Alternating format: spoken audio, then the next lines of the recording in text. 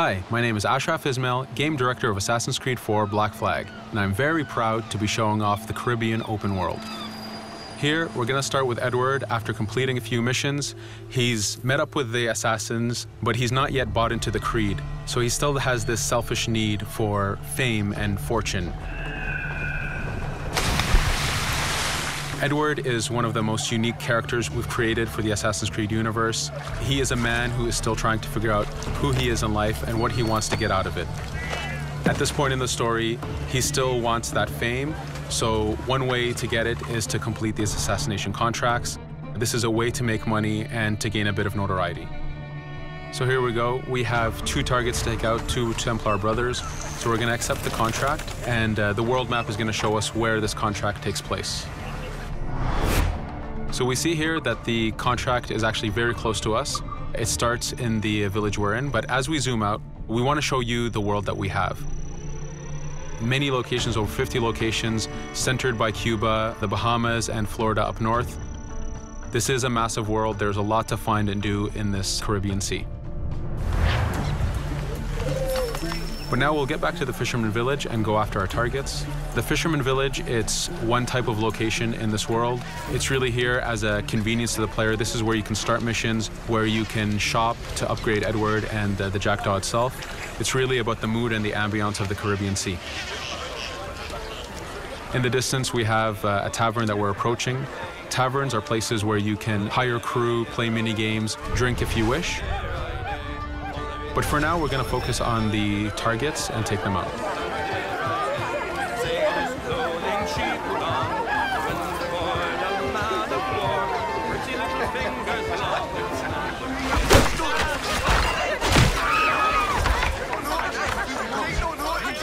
Now that we've taken out one brother, the other one's going to bolt. Just like classic ACs, we can chase him down and take him out that way, but there's many ways to complete this contract. We can use the new free aim system to shoot him this way, to eliminate him that way. We can jump onto the ship and take him out with his crew, but instead we're going to let him escape into the sea and follow him with the Jackdaw. This is your ship. This is the second main character of the game. You're going to have to customize and upgrade the ship as you go on this journey with Edward.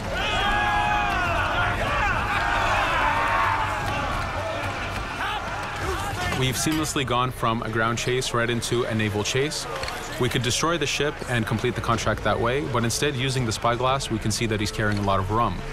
Rum is important in the economy system. It's one way of making a lot of money if you sell it properly. So instead of destroying the ship, we're going to plunder that ship. Fire! Here you can see the upgrades that we've made into the naval combat. Using the front cannons, you can shoot chain shots to slow down the ship. Using the new round shot mechanic of trajectory aiming, you can aim for the hull and do a lot of damage this way. This specific enemy is what we call a frigate. Frigates are the type of ships that you need to destroy as fast as you can, because the longer the fight lasts, the more damage they're capable of doing. We have other enemy types like the Charger or the Man of War. The Man of War is a massive ship capable of carrying over 100 cannons. These are ships that you really need to upgrade to be able to face. But now that this frigate has been demasted, we can start the boarding. Boarding, it's very important. You are a pirate. This is how you gain cargo. This is how you take on ships. So here we can start the boarding from any orientation or angle we wish. The distance even matters. If you get too close, the 2 crews will just jump right into each other. If you start a bit further, you can jump in the water and go in for a sneak stealth attack. We have 2 objectives to accomplish for this boarding. We can take out the captain, and we need to take out some of his crew. So using the swivel gun, we will efficiently take out a lot of the crew. And now we'll go for the captain using Edward's navigation abilities. Here, again, using the new frame system, we have a dangerous enemy on the other side taking out our crew. We can easily take him out with a headshot. So what we see here is that 2 ships have come together to create this 3D environment where, using your assassin abilities to navigate, to be stealthy, you can take the advantage and get the kill by surprise. Now that we've taken out the captain, we still need to take out a few of the crew members to complete this boarding. Now that we've plundered the ship, we're going to gain that rum that we saw earlier, but we're also going to gain ammo and crew members and some gold. With every boarding, there's 3 options that you can do with that ship. You can gain crew members, you can send the ship to your fleet if you wish, or you can salvage a ship to repair the Jackdaw if you took too much damage in the fight. In this case, since we did well, we're going to send the ship to our fleet. Now that we're back in the Caribbean Sea, we needed to make sure that every minute something is being advertised to the player, something new for the player to do. In this case, we have this uncharted location. These are what we call playas. We have over 75 of these in the Caribbean world. Every playa has something very important for the player to find, something that will help in upgrading Edward or the Jackdaw.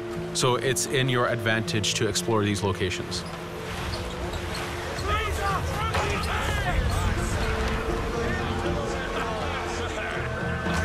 Again, for us, seamlessness is very important. We needed to be able to explore this Caribbean world without having too much interruption in the action. So being able to just let go of the wheel anywhere we want, jump into the water, and swim over to that location. This is very important for the mood and the immersiveness of this Caribbean open world. Here, as we get on the playa, in the distance, we can see that there's a faction battle. But closer to us, we can see that there's this poor drunken sailor who's passed away. But being a pirate, of course, we're going to loot his body and see what he has for us.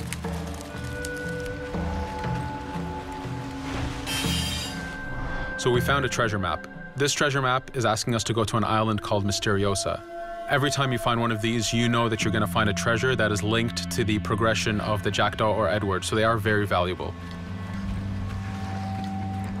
Here we're going to take a look at that faction battle. We have a British ship facing off against a Spanish ship. We could jump in and take advantage of this opportunity, allowing each ship to weaken the other and for us to plunder both. But now we're going to make our way back to the Jackdaw. Again, this is the second main character of the game. There's a lot of customization and a lot of upgrading to do on the Jackdaw. You can upgrade all the weapons to fit the playstyle you wish. Now, as we get onto the Jackdaw, we can see that the crew is cheering for us. Edward has a really close relationship with his first mate, Adewale, standing right there, and with his crew. And this is something that you'll see later in the demo, that we can lose and gain crew members. Again, using the spyglass, we can really see the contents of a ship, but you can also assess the danger and threat level of these ships. But for now, we're going to continue to Misteriosa to find that treasure. Here we've crossed into a harpooning zone. The harpooning system is connected to the hunting system, which is used for upgrading Edward himself. So you can upgrade the number of weapons he carries, the ammo that you can carry, and even his health. But for now, we've moved past that zone and we've got into a storm. Storms are very dangerous. If you're not careful, if you don't know how to navigate a storm, you will take damage to your ship and you will lose crew members. In the distance, we can see a water spout. This is a tornado in the ocean. These are very dangerous. They can suck you in, and when they do, they tear the ship apart and take out your crew. Here we can see its effect on a ship. This poor ship got sucked in and got destroyed. Storms are very dangerous, but we wanted the player to take advantage of this. When you've mastered a storm, when you know how these systems work, you can pull enemies into a storm and let the storm do damage for you. So there is a strategic element to using a storm in the world.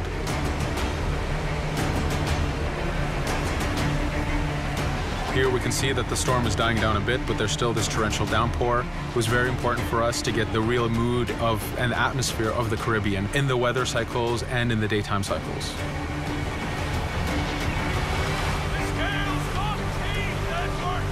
But here, since we've survived the storm, did pretty well, let's order our crew to sing. Sea shanties are a part of this game. It's a collectible that you can find in the world. So the more you find, the bigger playlist you have for your crew. But for now, we've made it to Misteriosa. So again, we're going to seamlessly get off our ship and explore this location.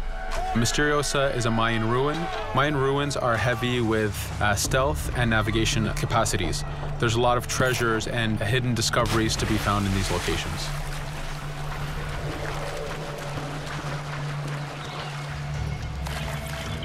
If we recall the treasure map, the treasure is hidden behind a temple. So just by quickly looking around, we can see that temple looks about right. So that's our objective. We'll head there.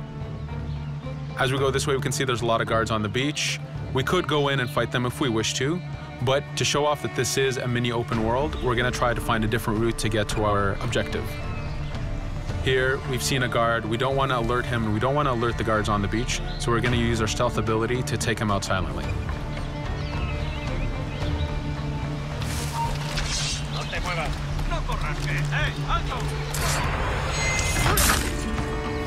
With AC3, we were able to push the navigation in the frontier, which means using natural environments like trees and rocks and so on. Mayan ruins are the perfect place where we mix man-made structures and these natural environments. So you really get to feel how far the navigation abilities of the Assassin have come since the original game. In the distance there, we can see another part of the island being blocked off by a patrol of guards. We're going to avoid it for now and go for that treasure.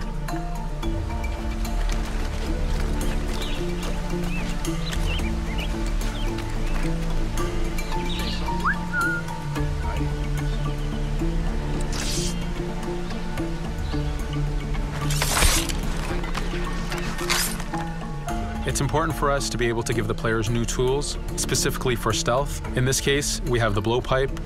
Using the berserk darts, you make your enemies go crazy. Effectively, this means that they'll attack anything and everything in sight, including their own friends, animals, or Edward if he was in the way. So you do have to be careful with how you use it. But now that we've caused a distraction, if we happen to fall down there, at least there's already a bit of damage done for us. But using our navigation skills, we're able to get past that area without any trouble. There in the distance, you can see the jackdaw placed exactly where you left it when you got onto this location. It's really important for us to show the beauty of this Caribbean world. The Caribbean has some amazing vistas, and we pushed ourselves to replicate this in the game.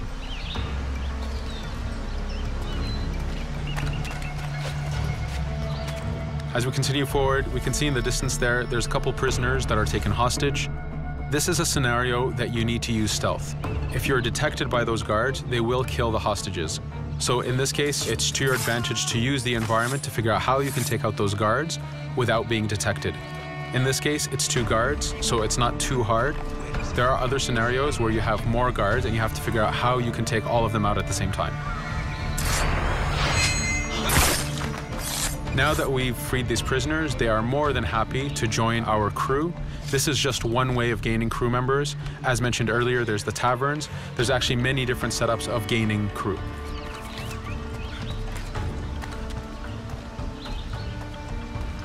Here, we're going to go back to the treasure map. We can see that the treasure is actually behind the temple near a fountain. So if we just look around, we can see that it's around here.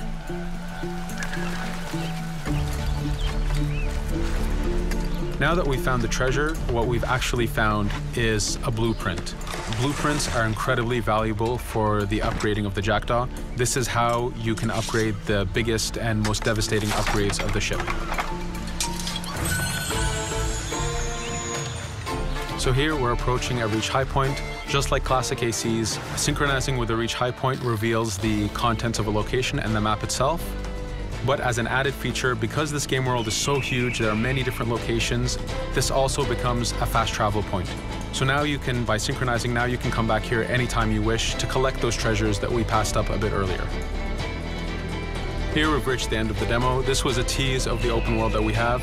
We're very excited to be able to show off this game and to let you play it very soon. Thank you for joining us.